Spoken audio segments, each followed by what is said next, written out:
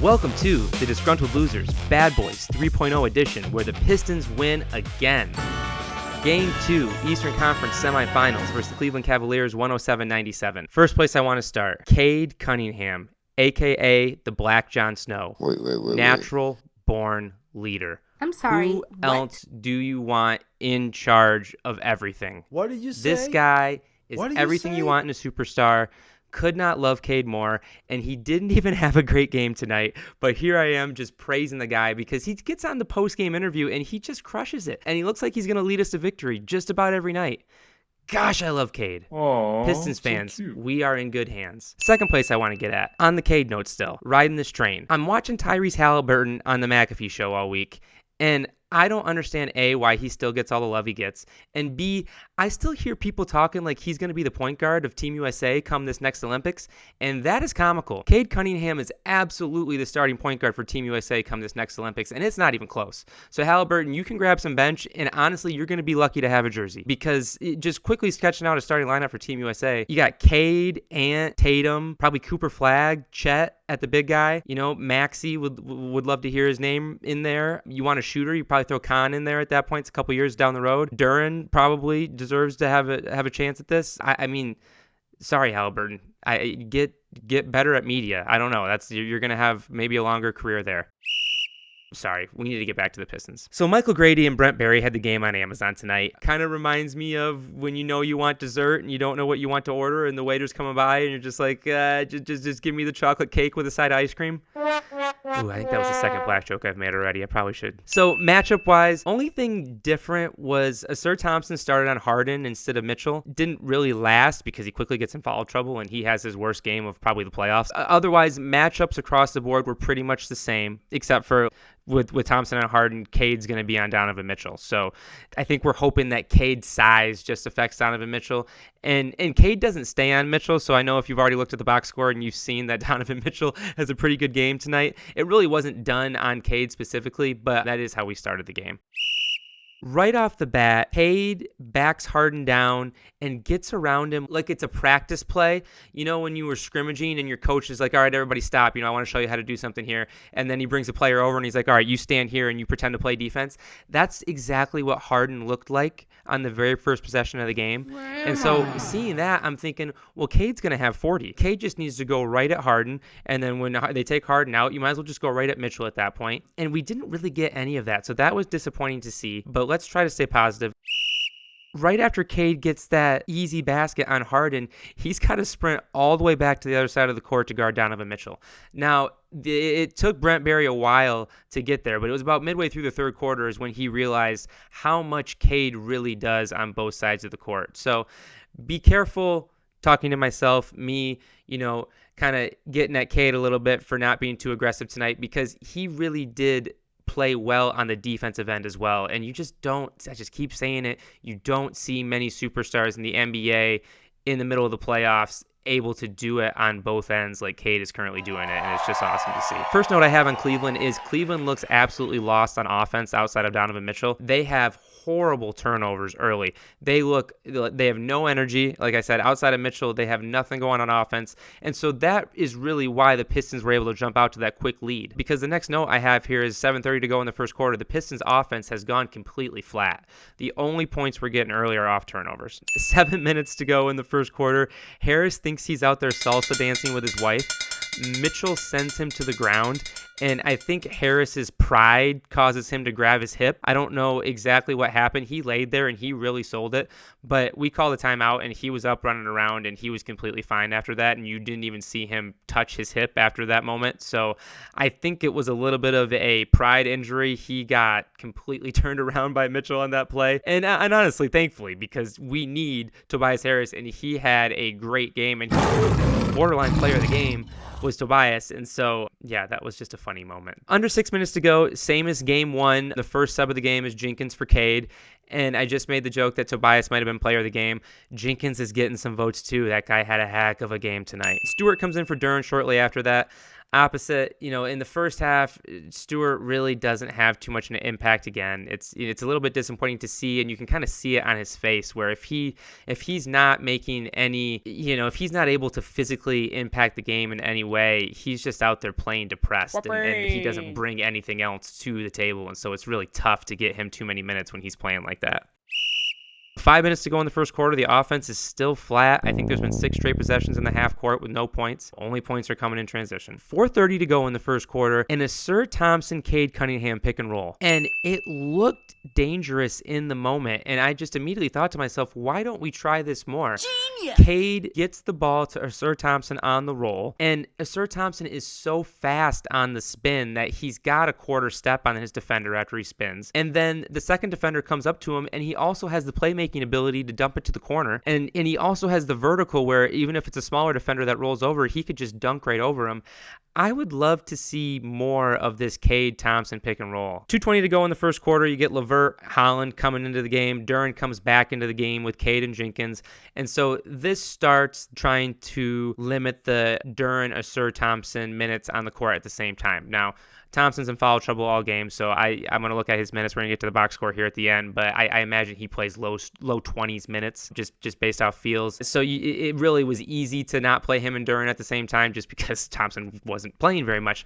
But I do think just watch that for the series that we're going to try to limit the amount that those two play together at all times, and that gives us 4 shooters on the floor at all times, especially when you play Dennis Jenkins. That gives another possibly above average shooter because he's really looking confident with the way he's shooting it.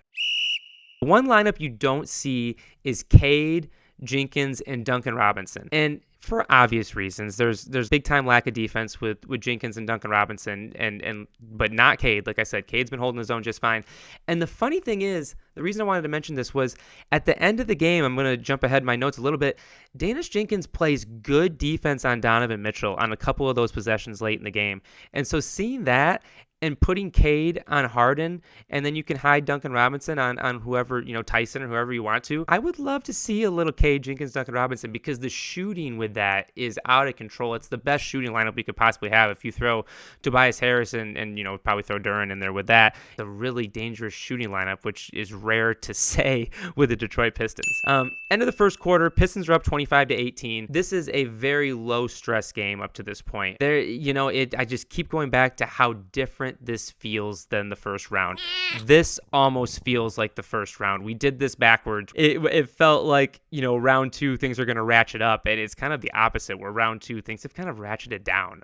Orlando was much tougher of a matchup for us than Cleveland. We are so much more athletic than Cleveland. It just jumps off the screen. I do not see a way that Cleveland wins more than 2 games. I would be shocked. I think this is a 5, if not a sweep.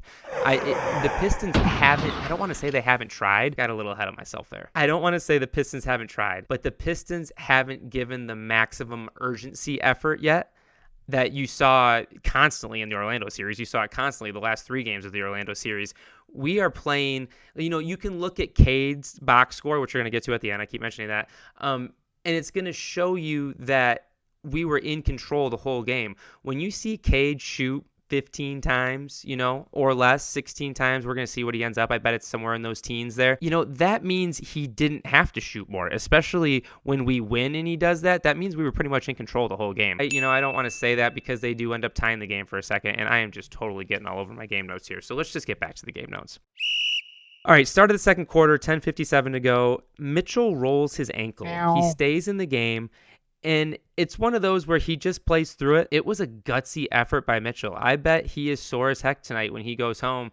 And he looked unaffected by the fourth quarter. Now, he wasn't rising up and dunking the ball. His floater game, I guess specifically, is really what I should say.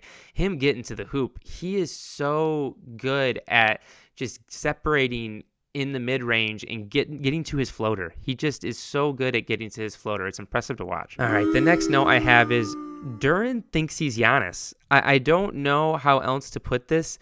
He is doing that dribble spin move, trying to get to the opposite hand, and it looks ugly. And the other thing is he keeps trying to do it on Evan Mobley, who just won Defensive Player of the Year, I think, last year. And he's trying to run isolation plays against Evan Mobley, and it doesn't make any sense. And I'm trusting JB because he's done amazing things with this team. Like there's so many little things that JB does that go unnoticed. He is such a good coach, and he really gives everybody confidence. You know, I keep hounding on that he's playing a lot of guys, but he's actually found a nice rotation for this round here. But everybody he plays, he's got 10 guys that are playing confidently right now. Like somehow Jalen Duren is still playing pretty confidently, and I think there's a lot of head coaches that would have lost Duren at this point because they probably would have benched him for Stewart in the first round, and then we wouldn't have Duren doing what he's doing now, which is dominating the boards because Cleveland's little. 7:30 to go in the second quarter. Asir Thompson picks up a dumb third foul on James Harden. This was a giant mistake. We cannot do this. If you look at the replay, Asir Thompson feels like he gets hit in the face by James Harden. So James Harden's dribbling the ball. Asir thinks that Harden gets him with his offhand. And then Harden starts dribbling away, and Asir Thompson just shoves Harden to the ground during a live ball while Harden's dribbling. It was the easiest foul call these officials have had since they reffed a third grade game. The dumbest thing I've ever seen, and it was his third foul. I just cannot emphasize enough. Rookie mistake doesn't do this justice. This was completely unacceptable. And it sucks because Asir's been so good, and he was bad today. And that specifically was horrible. And so immediately Ron Holland comes in for Thompson, and you can see JB's trying to just do the Ron Holland, just do exactly what Asir Thompson does. You're going to have to guard either Donovan Mitchell or James Harden, and you're just going to have to bring in a little bit of chaos on the offensive boards. And sure as crap, Ron Holland does. You know, he plays impressive minutes tonight in Asir's absence. Yeah, does Mitchell, break him a few times? Absolutely. Does Harden draw a couple fouls on him? Absolutely. Like, that's going to happen. I mean, Holland is still young. He could easily still be in college. He could easily still be in the G League. It's impressive that JB has got him to the point where he's playing this good and he can actually play playoff basketball at 20 or 21 years old, however old he is. But he's not meant to be a major factor. But it is nice to see that, he's so young and he's so athletic that he can come in and cause a little chaos. And so just again, tipping my hat to JB for keeping 10 guys playing confidently at this point in the playoffs. Next note is Stewart looks inefficient up to this point. I kind of already said that. We're keeping him in the rotation. He's getting that 12 to 14 minutes. He's giving Duren those breaks, but it's not good right now. Next note is Jenkins gets to the hoop again. Dennis Jenkins, the man. Detroit's up 47-36 at this point. I don't think I've mentioned the score too much. They've been basically up 8 to 12 points the entire game, up to midway through the second quarter here. My next note is Mitchell's been limping around a little bit. He became actually a non-factor for the rest of that second quarter, I would say. After he rolled his ankle, he stayed out there. He tried to gut it out. Then he comes off for about 5 minutes. Then he comes back on. I do think he went in at halftime and he got a little Mr. Miyagi or a little something on that ankle, and because he came out and he looked a lot better in the second half. I hate the over-the-top pass to Duren. I feel like we turn the ball over more than half the time on those passes, and then it's not like when Duren catches the ball, it's 100% that he's going to score either. So he's about 50% after he even catches the ball. So I feel like this is about a 20% efficiency play when we toss this ball over the top to Duren, just because the ball's in the air for so long that everybody has a chance to come from the weak side and just get a finger on it. And then Duren is not the most, he doesn't have the softest hands, so he's not coming up with that ball on the ground and, rising up and dunking it very often. I hate this big, long rainbow pass over the top to Duren in the post. It just doesn't work. And JB, it's the only complaint I have. We got to stop it. But at the same time, we got to give Duren some flowers. Duren is dominating the boards. He is having a major impact on the game. I'm not sure if the box score is gonna reflect exactly how big an impact Duren had. He is the biggest guy on the floor. This is what you wanted from Duren when the playoffs started. It's a little bit gritty. It's a little bit dirty, but he is the biggest guy on the floor. There is nobody getting a rebound over him, and I'm going to give an award later because the broadcast caught a good moment. Yeah, I'm going to give actually a couple awards out. I'm glad I remembered that here. I got a couple awards to give out tonight. But Duren was the biggest guy on the floor, and that's great to see. Next note I have is Cade's a little bit of a non-factor in the first half. I mentioned that a little bit where he was letting everybody else get going. We had pretty much a 10-point lead the whole time. At the time of this note, it's 54-43 Pistons, so we're up 9. And Cade was just letting everybody else get going. Every now and then would isolate on a guy. I did think that he could have gone at Harden and Mitchell more. I just keep saying that over and over just because the benefit that it has on the other end when you make them work on defense, it's just going to limit them that much on offense. And, we make the joke that Cade's all we got on offense. They only have Mitchell and Harden as well. When one of those two doesn't have it and the other one is on the bench for some reason, or the other one gets a little bit banged up, like he rolls his ankle like Mitchell does, they are lost too. They have no playmaking outside of Harden or Mitchell, and so they have a little bit of the similar boat as we have, and we have a much better supporting cast, and so again, reason for confidence. All right, start of the third quarter. The note I have is JB has a little Tom Izzo in him, and the reason I said that was it does feel like a lot of these out of timeouts, a lot of half plays, first plays of the game where JB has a chance to draw up a play. We get really, really good looks on these plays that JB draws up. Start of the second half, it looks like Donovan Mitchell's guarding Cade now. So that was kind of my point. We need to be going at him. And that part of my other point was I think Donovan Mitchell got a little something on that ankle because he goes from the non-Cade assignment, rolls his ankle. Now he's got the Cade assignment. I don't know what to say about that.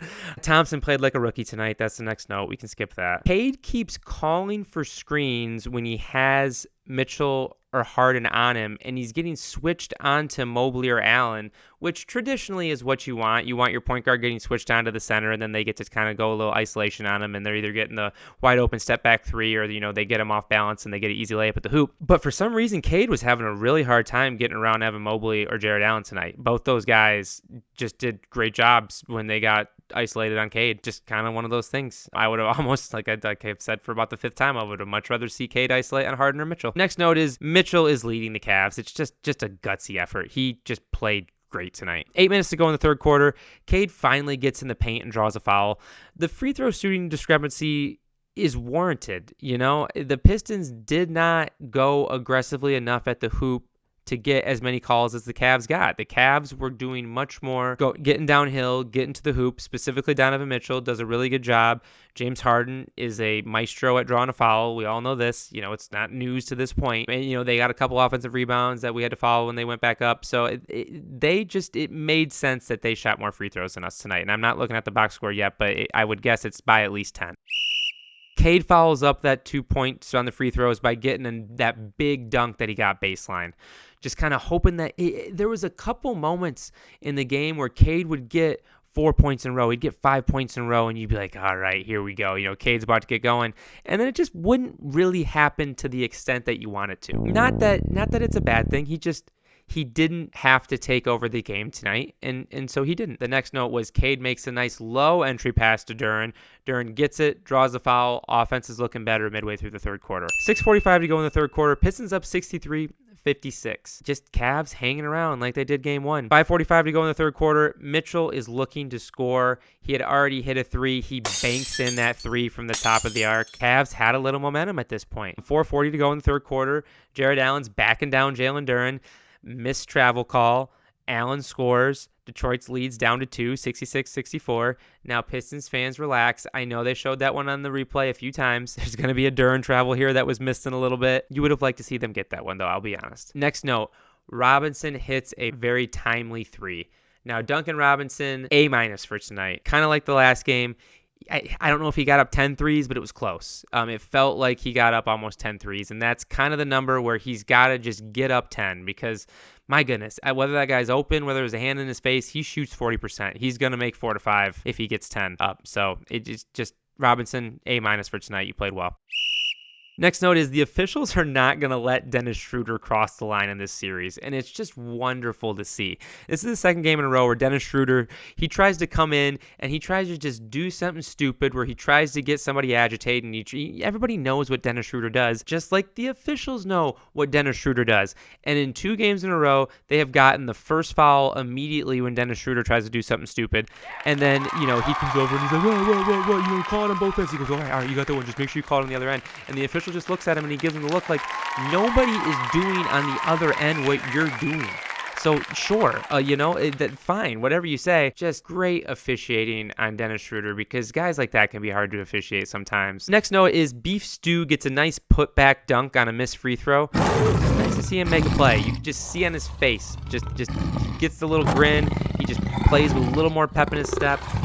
He's just an emotional player. He's got to make a play or two for him to get in the game.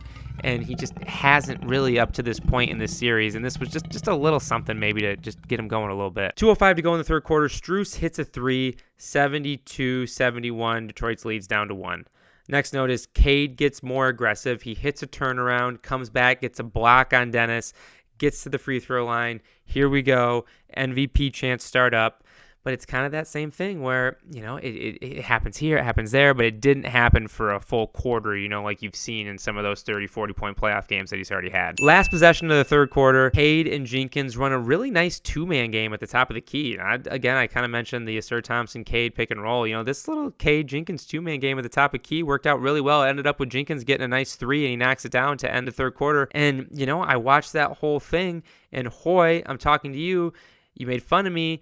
You remember who I compared Dennis Jenkins to when we first started this podcast, and it was a young Jalen Brunson, and none of the stuff that he's done in these last 3-4 games has hurt that comparison at all. I'll tell you that for free. All right, 79-75 to start the fourth quarter. You got Asir Thompson back in.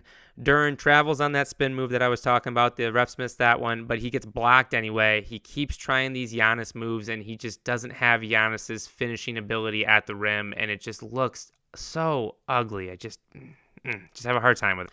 10:45 to go in the fourth quarter. Cleveland ties the game for the first time since the very beginning. 79-79. We are having a very hard time slowing down Donovan Mitchell.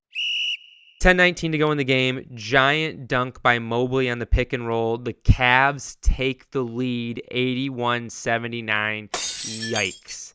Now, the Pistons immediately grab the lead right back after Harris gets a nice little turnaround, and then Duncan Robinson gets a shot to go down. Just leading the whole game and then getting to the fourth quarter and losing the lead could have easily, emotionally gone sideways for us. We did not look any different when we went down 2 than when we were up 8. So that was just awesome to see. I made that joke about, the Black Jon Snow with Cade. God, just love Cade so much. Just so much composure at all times. So the next note I have is Harris is actually doing exactly what I'm just yelling in this microphone for Cade to do, where Tobias is going straight at James Harden and Donovan Mitchell. When he gets the ball, he's clearing everybody out. When he's got one of those two on him, he's going right into their chest, and he is winning 60 to 70% of the time. Like, he looked good tonight in those isolations versus their superstars. And they're not superstars on defense. Now, I know Donovan Mitchell can hold his own sometimes, but you need to be going at these guys. Can't say it enough. All right, we're going to give out our first award for the night. The award is called the Build a Wall Award for the best coaching moment caught on camera. That goes with about 6 minutes to go in the fourth quarter. JB turns to Jalen Duren, and he just looks him dead in the eye, and he says, "There ain't no way Donovan Mitchell can get a rebound over you." And it was just the way he said it, and just the timing that the camera caught it. Just, I would imagine everybody that watched the broadcast tonight remembers that moment. 5:50 to go in the game. Cade hits a three, 92-87 Detroit. Aww, I would guess that at that moment, most Pistons fans thought, all right, we're good. We got Cade the closer. We're good. Very next possession, Cade hits an 8-footer. 4:30 to go in the fourth quarter. Dennis Jenkins must have thought that he was wearing Blake Griffin's socks or something. I don't know what happened, but with 4:30 to go in the game, Dennis Jenkins tried to legitimately jump over Evan Mobley. And my God, it almost worked. But it was shocking to see. It's actually funny. It's the second under 5-minute mistake that Jenkins has made in these last 2 games. I would not, I'm joking saying, he was Blake Griffin there for a second, but, trying to dunk over Evan Mobley is not really a valuable possession, or is not an ideal way to spend a valuable possession. Either way, he's been great this series. Back to Cade. He got Dean Wade on a pump fake, knocks down the free throws with another 4 minutes to go. Cade was great down the stretch. That's the only thing that matters. The next note is, and I had already mentioned that I was going to get ahead of myself here, Jenkins plays great defense on Donovan Mitchell late. nobody else had. He forced Donovan to take a couple tough shots late. Now, I know Mitchell got a little tired, so it's a little easier to guard him late. But, I can only say what I saw. And there was 3-4 possessions in a row where Danis Jenkins was really making it hard on Donovan Mitchell. And that's awesome to see. Ooh, that would make this too easy. 3:15 to go in the fourth quarter. Harris with another turnaround. The guy just had a great game. 3:01 to go in the fourth quarter. Donovan Mitchell misses a free throw. I just like to mention the late missed free throws. 2:43 to go in the game.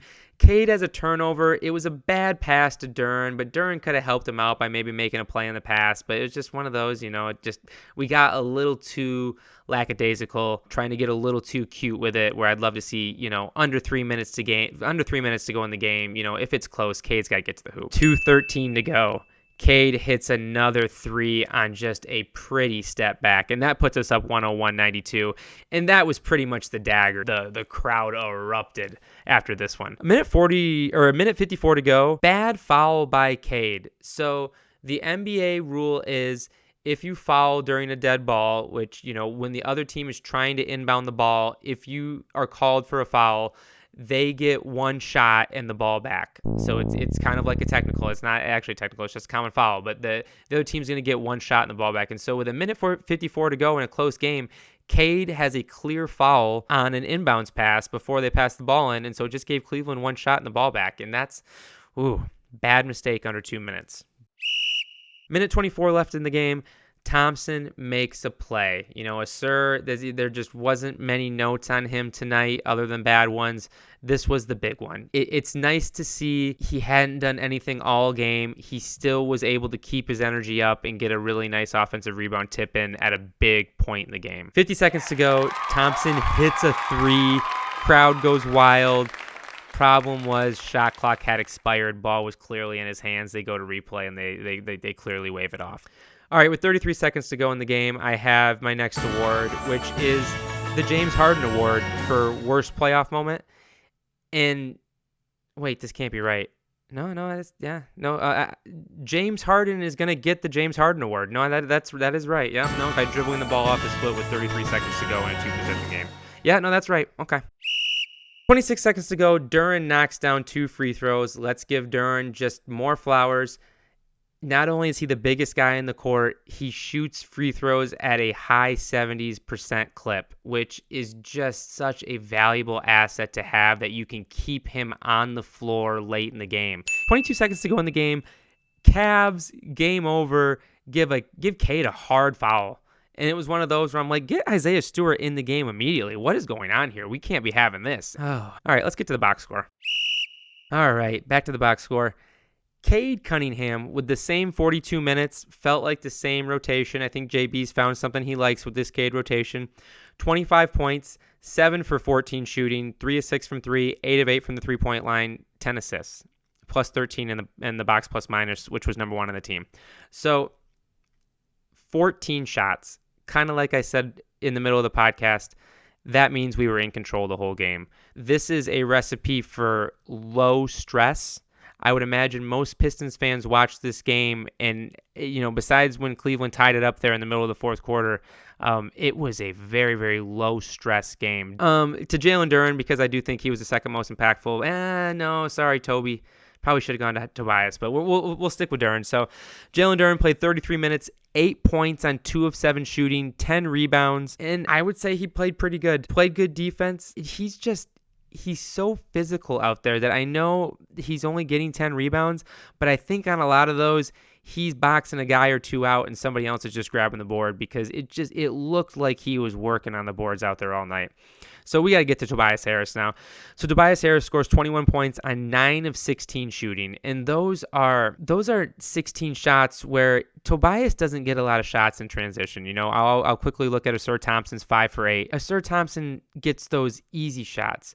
Tobias Harris takes hard shots for us. Like when the offense gets stale and we have no place to go, we dump it to Tobias. And so for him to shoot 9 for 16, 2 of 3 from deep, 7 rebounds, 2 steals, 2 blocks. Tobias has been so good in these playoffs. I don't know how many times I can say it. I don't know what else there is to say. Don't throw his age out, throw his contract out. Like, stop worrying about, who's going to be our starting power forward in 2027. None of that matters. He might be good enough right now. I'll say this. He's 100% good enough for us to get out of the East right now. And you know what? What if Tobias was sitting next to Tayshaun Prince in 15 years? How cool would that be? All right, Duncan Robinson played 37 minutes. Love it. Love to see Duncan Robinson playing that many minutes. This was cheating a little bit because part of it was Sir Thompson was in foul trouble and he doesn't play as many minutes. But Duncan Robinson, 37 minutes, 17 points, 5 of 9 for 3. So I thought he got 10 up. He only got 9 up, but he made 5 of them. So I guess the caveat is if you're not going to shoot 10 threes, at least make 5 of them. He's just such a threat. And you could tell he was working to get open tonight. And there was a couple times where you could tell where he actually drove to the hoop with a little bit of confidence. It's rare to see. He got 6 for 12 from the field, so he shot 9 threes, 12 shots overall. So, he got 3 layups up at least. That's something. All right, lastly, Sir Thompson plays 24 minutes, 10 points, 7 rebounds. He's got 5 fouls. It just was a non-factor game for Sir Thompson. We don't need to harp on him. Dennis Mother bleeping Jenkins, 26 minutes, 14 points, 4 assists, +9 in the box, plus minus. The guy played decent defense on Donovan Mitchell during stretches. He's a stud. He's a stud. He's a stud. He's a stud. This guy is our second playmaker next to Cade for the next few years. He's going to get a little contract, something like the mid-level exception for a few years. I'm sure we're going to work something out this summer, and then he'll probably try again when he's 27, 28 for something big. We'll give him that chance, like kind of maybe like the Austin Reeves type of deal or something like that. But, oh man, I could not be any more sold on Dennis Jenkins. And the 4 assists, he's got a couple hockey assists. He runs the offense when Cade goes out like really well. He's starting to play next to Cade. That's really the last key to this is if you can play Jenkins and Cade together, and he's starting to do that. It's awesome to see. Awesome to see. Flowers towards Dennis Jenkins. Rest of the bench, Isaiah Stewart plays 15 minutes, is what it was. 2 points, 2 rebounds. Not much of a factor there. It was that one offensive rebound that he had. Ron Holland only played 9 minutes, but you feel him when he's out there. Of all the guys you throw outside of Jenkins, like you felt those 9 minutes from Ron Holland. I actually would have guessed it was a few more. Only 2 points, 0 of 3, shooting, missed both his threes, got a couple free throws to go down, 1 steal, 1 block, but I would assume Ron will stay in the rotation. He's caused a little chaos in those 9 minutes. LeVert played 13 minutes. Javonte Green played 4. LeVert got 8 points. Gosh, 2 of 3 from 3. He did. So that's big. I mean, when LeVert can come in and just knock down 2 threes in a short period of time, that's going to make that big a difference in a 107-97, in a 10-point game. Just all these little things added up. All right, let's just go through Cleveland real quick. They're kind of that 3-headed monster with Mitchell, Harden, and Mobley. So Mitchell, Harden both played 37 minutes. Mitchell, 31 points, 11 of 24 shooting, 2 of 9 from 3, 7 of 9 from the free throw line, 3 assists. 11 of 24 from the field, but man, he played good. And they tossed everything at Mitchell. They would have been nothing without Mitchell. We would have won by 20 if Cleveland didn't have Mitchell tonight. If that rolled ankle was more and he was done midway through the second quarter, this would have been a completely different tone. This would have been a blowout. And so, yeah, just hats off to Mitchell. Mitchell played well tonight. Harden, oh man, you got playoff Harden tonight. He gets 10 points, 4 of them are free throws, and you can tell he was trying to draw fouls all night long. 4 turnovers, a -15 in the box plus minus. There it is right there. There it is. I buried the lead. We're towards the end of the podcast, and that's what ESPN is going to be running. That's what Fox is going to be running. That's what TikTok and Instagram are going to be running tomorrow is James Harden with a -15 box plus minus in the second round of the playoffs. Oh, darn, I missed a few of my awards. I went too quickly. I'm going to have to do better about that next game. Ooh, all right, it's almost midnight. We got to wrap this one up. So Pistons win 107-97 tonight. Game 3 is going to be in Cleveland, 3 o'clock Saturday. I'll talk to you guys after that. Good night, everybody.